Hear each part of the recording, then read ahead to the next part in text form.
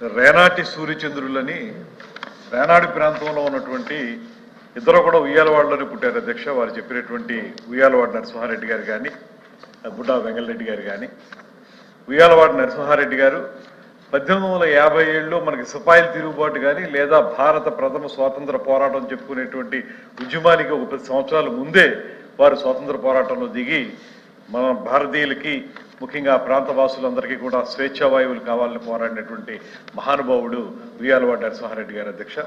అదేవిధంగా బుడ్డా వెంగళరెడ్డి గారు 1866లో జరిగినటువంటి రాయలసీమ ప్రాంత కరువు కాటకాల్లో ఆయన చాలా సంపన్న కుటుంబం నుంచి వచ్చినటువంటి వ్యక్తి.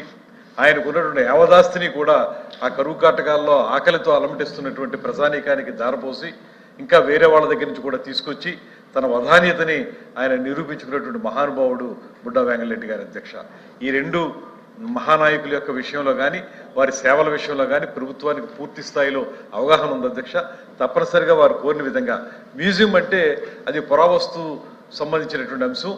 ఆర్కియలాజికల్ మ్యూజియంస్ ఏవైనా సరే మనకి వర్చువల్ రియాలిటీ లేకపోతే ఆగ్మెంటెడ్ రియాలిటీకి సంబంధించినవి కానీ, బుక్ పబ్లిషింగ్ కానీ, లేకపోతే పురావస్తు ఆధారాలు దొరికినప్పుడు కానీ దాన్ని మ్యూజియం పెడతాం. కానీ వారు చెప్పిన విధంగా వర్ధంతి లేకపోతే జయంతి కార్యక్రమాలు నిర్వహించుకోవాలంటే మాత్రం ప్రభుత్వం తప్పనిసరిగా ప్రతి సంవత్సరం మనం క్యాలెండర్ తయారు చేసుకుంటున్నాం అధ్యక్ష. ఇలాంటి పండుగలకి దాని సందర్భంగా అవి కూడా అందులో పొందుపరిచి తప్పనిసరిగా తగు రీతిలో సముచిత రీతిలో వారిని గౌరవించుకుంటాం అనేటువంటి మాటని తమ ద్వారా తెలియజేస్తాం.